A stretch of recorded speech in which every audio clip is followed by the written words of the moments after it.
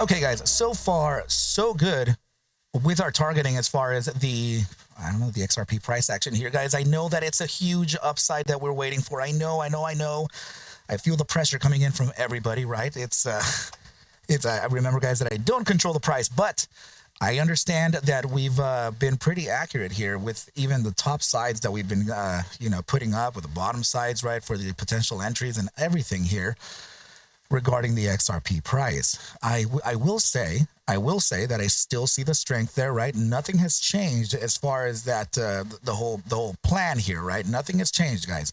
And I did explain to you about this upside happening first, and then we would be experiencing the little bit of pain, right, into that retracement. So there are a few things that we can observe, right, in order for us to kind of validate this downside and then the potential, the floor again, right? So that we can continue on to this move to that glorious upside based on the 7-month thesis that we put out a few days ago, right, guys? But before we get started, please do me a favor, hit that like button, subscribe to the channel, do everything necessary to get this thing to live long, thrive, and survive. My name is Arca, coming at you here at 8:58 p.m. Pacific time on Tuesday, November 11th, in spot price action on XRP. Sitting at 239.22, and it does look like a healthy pullback. Okay, guys, I know that this is going to be something that a lot of people will say. A lot of people are going to be like, no, it's this or it's that, and but regardless of what it is, guys, it's a healthy pullback. Remember, we talk about the Z's, right? We're gonna zigzag. And aside from that, guys, I know that some of you did take advantage of what we were speaking of as far as your alpha LITE indicator, guys. So take a look at this, right? This was the sell signal that we got on the alpha LITE, and it absolutely met massive calls on this, right, guys? So now I am a little bit worried as we are, essentially seeing another sell signal here, right, guys, for that continuation to that further downside. It actually kind of looked something like this here too, right? We ended up getting that buy signal here. We sold here, right? And then we got a little bit of a fake out on this one, but it corrected, and this was officially that sell, right? So from down here, we got that last buy, sell, and then this thing just went all the way down towards this area here where it suggested another buy side signal. Okay, guys, very small, in fact, that gain here, right? And in fact, this one here too. So I'm curious to see what this is going to continue like over the next hours, even the next couple days. So I will go ahead and keep the alpha LITE in consideration here, and I'll continue checking on it because so far it's been pretty dead on with calling the upsides and downsides on the XRP asset. So this one's got my attention right now, guys. So if you would like to participate in catching this for a lifetime ownership of yours, just make sure to get the get to the description in the and the link down below, and send me an email when you do check out, and I'll go ahead and give you that access forever. Okay, guys. The other thing that we want to watch out here for is going to be your USDT, right, guys? So let me just go ahead and show you how this is kind of playing out within consideration of the targets that we put out, just like this here, right? Okay, so this was the, sorry guys, just like this here, right? This was the bottom side that we were kind of looking out for, right? Just right in here, I'm going to get rid of this, right? Because we met that downside, just so you can see, right? That's our, that was our projected view via this smaller time frame, right? We were suggesting a target of just about that 5 spot 13%, of which price action came down to an official low of let's see, 5 spot 13%. What do you know? Okay, good stuff, right? So all of the psychology is working out on this, and it is kind of respecting our targets and respecting some of this a little more than I expected. So now the upside that we're expecting here, guys, is it's to put ourselves back into this risk area here. Now there is a zone that we are at now, I guess, that you can use as an invalidation point for continuation, but this is a bullish setup. Okay, guys, so we have a little more pain coming in, and I want to just be able to be abundantly clear over how this is looking for the near term. Okay, guys, so I'm going to use this in a few different shapes here, right? Because we have a lot of different little bars kind of opening and closing here left and right. So I do think that it's going to be something along the lines of this regression, just about this here, right? And we're using this bottom side to kind of identify that this is potentially one of those falling wedges, right? The falling wedge would be like a triangle, right? So this triangle is telling us, right, that we are presently trying to converge the existing price. And I'm even wondering if I could use it in a lower basis too. This feels like we just broke out of it, and we should be taking into consideration something like this instead, which is making me curious over the top. Whoa, actually that really isn't bad at all. Remember, the last thing you want to do, guys, when you're focusing on formation theory is forcing the formation, right? But you know what? It makes me feel like this could have been the breakout, retest, continuation, right? That kind of thing there. And if it's not really fitting that profile, then it's okay. We can just go ahead and kind of put this along the lines of where we originally had it. This should be okay. So this is your falling wedge formation, guys. We're breaking out of this thing apparently at around the 50% or just around 45%. It's okay. We can determine what that upside target could be, just by putting a trend line just like this here and having this tell us where it might or might not go. So this would be the target, right? Still confluent to the 5-spot 50% upside, right? That'll bring a bit of pain here to the XRP asset, specifically to about the 231 level, maybe 232.53 if I'm calculating this correctly. Usually this tends to retrace at this point here, right? We'll come back down, test the regression here, create your inverse head and shoulders, and then pop to the upside, of which you'll then have two targets that are very likely reaching into this zone here. Your secondary target right now for this falling wedge would be located from the very back of that triangle, right? So now we can go ahead and apply this to that same area that we broke out from, right? Just like this here. And of course, you can see that target is still around that 5-spot 67. Sorry, I said 5-spot 50, right? But it would have been your middle target right up here, 5-spot 70, and this is suggesting, what is it? 5-spot 67. Good stuff. All right, guys. So yeah, I'm still expecting a top side target in this area here, which absolutely would, kind of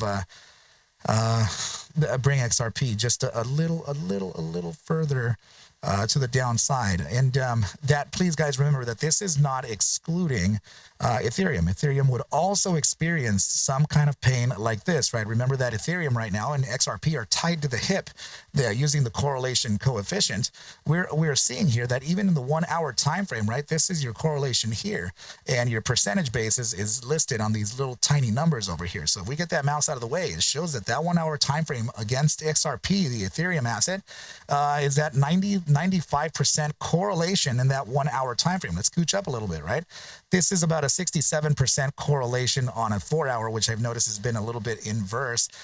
This is a corrective pivot here on your 8 hour time frame, but still sitting in the 84 percentile. And let's see your 12 hour, right? So your 12 hour time frame, a little bit inverse as well, just around the 79% of correlation. Daily time frame is sitting at 92%. By daily, sitting at just around 88%. Yeah, so you can see how this is still very much correlated to the Ethereum asset. Okay, guys, 93% correlated even in your upper term. So this shows that Ethereum is demanding attention, which could be a little bit of a signal and a potential,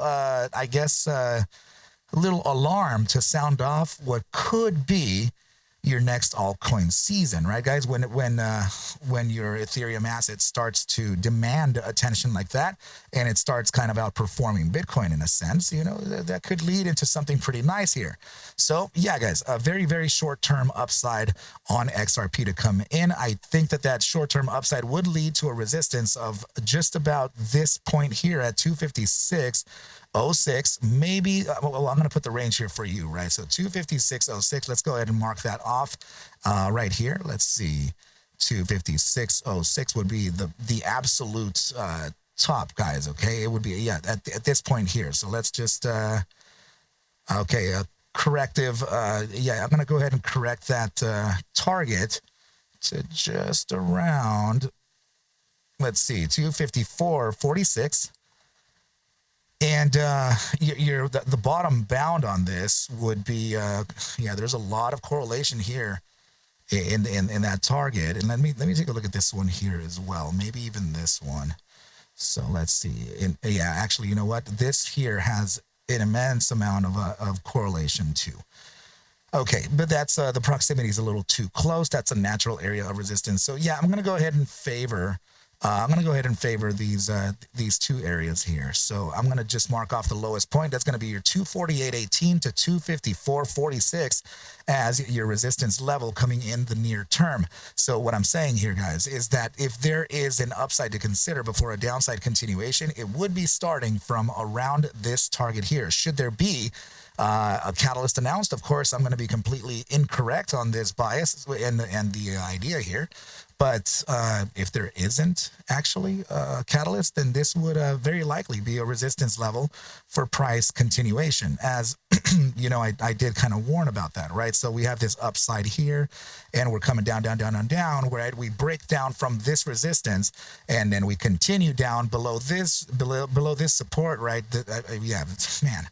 So this original support here, right? We're breaking down below this support as well, and essentially testing what we broke out of completely. So from this point, huge breakout, we ignored all of these. And that's, you know, that's kind of what we're doing now.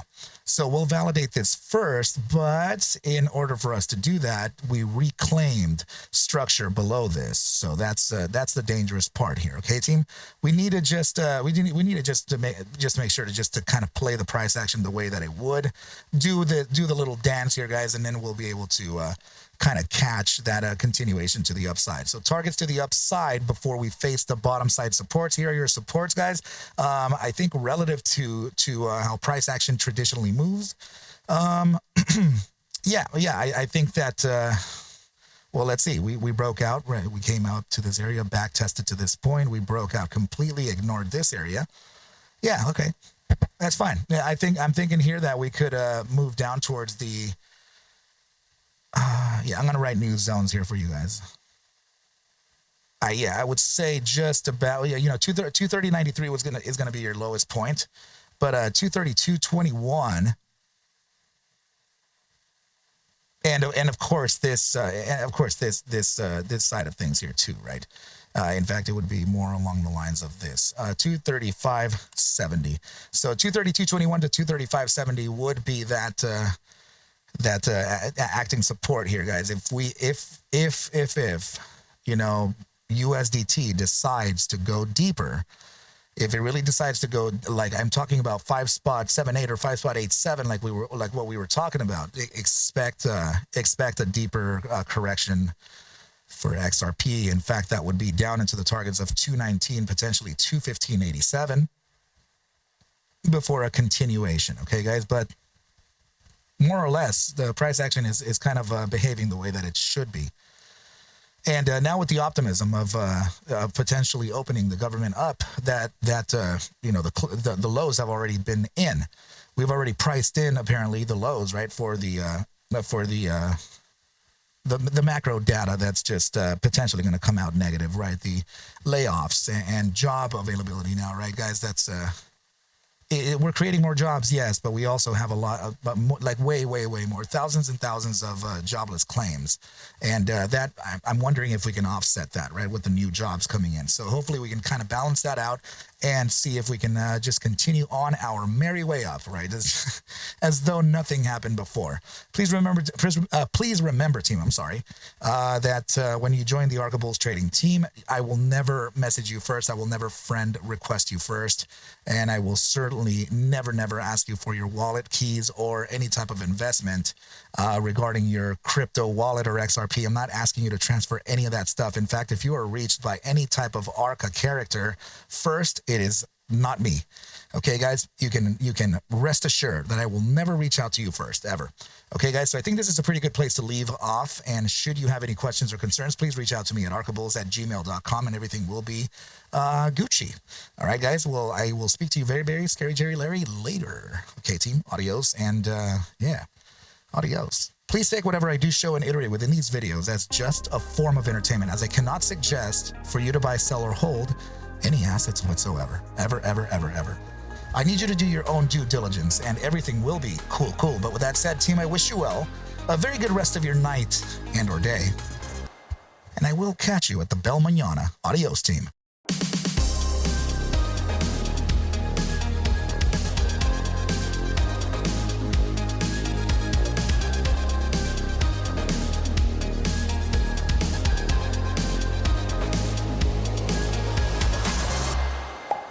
Oh yeah.